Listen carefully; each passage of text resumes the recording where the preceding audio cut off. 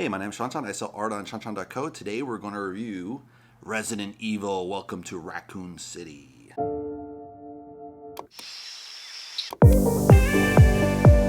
So this is directed by Johannes Roberts. Time is an hour 47 minutes. It's right around that sweet spot I like of an hour and a half. Actors are Kaya Scodelari, plays Claire Redfield, this girl who grew up in Raccoon City but left. She ran away early on.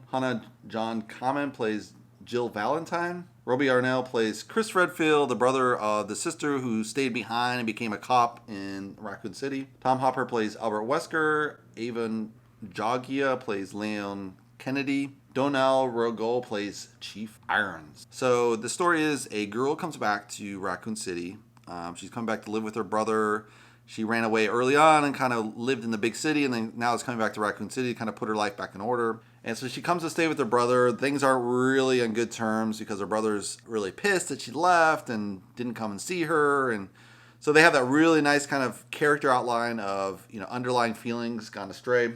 And they slowly dip back into the earlier story of why she ran away from Raccoon City, that they had been orphans at this orphanage in Raccoon City, and it turned out the orphanage did secret experiments on the kids, and that's kind of gets down to the dark side of Raccoon City, which is the basis of Resident Evil, of course. So you just see the beginning features of, they're starting to distort humans and distorting animals with this infectious disease, but it hasn't got to the crazy level that it does later in the Resident Evil, so it's kind of an earlier premise film.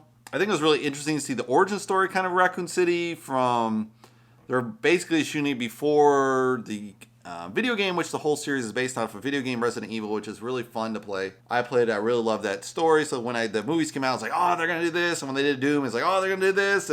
But I think they did a better job with the Resident Evil series versus Doom. But this Raccoon City is pretty interesting to do kind of a precursor to the other films. I like the idea of the orphanage doing all these secret experiments on the kids, and one of the kids turns out to be like a monster. You're like, what is this? So that's really cool. It's kind of sad not to see Mila Jovovich, but obviously it wouldn't make any sense to show her here unless you show her as like a grandma figure or something, and then it wouldn't make any sense. So obviously you couldn't play her, and they use a classic heroine in the film as well, but not as badass, I think, as Mila Jovovich. But I think you don't need quite a badass in this series because the creatures aren't as crazy as in the later Resident Evils, which makes sense because it's a precursor, right? I love some of the characters, like especially the corrupt captain of the police force. He totally bails on the whole police. He's like, I'm out of here. And he tries to get out and he can't get out, and he circles back, and then they get all surrounded, and then he's like, he gets taken out eventually. But it's just such a great character. Also some other great characters that are greedy, like they have special secret access, and they're like, I don't know, they're smuggling information out of Raccoon City, and then they're not supposed to. And then you have the doctor who's in charge of Raccoon City. He's trying to make it out of Raccoon City as well with his research so it doesn't get destroyed. Although it's so horrible because he's obviously experimenting on kids.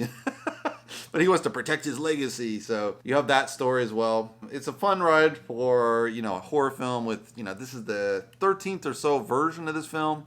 So a lot of different versions of the film. At this point, it's kind of not a parody, but, it's hard to make it again and make it fun. But this was kind of a fun version to see because it's just an interesting take on Resident Evil as far as a complete new side of Raccoon City before they build out this massive hospital complex later. And it's just fun to see the characters. They get compromised or they get greedy and they get killed off one by one because they split up like dumbasses. So that's always kind of fun. And, the truck driver that gets bit by his own dog, and the dog that bites a dead body, and just it slowly builds up. So I think they did a really great job building up this movie. I recommend seeing it. It's just a fun thing.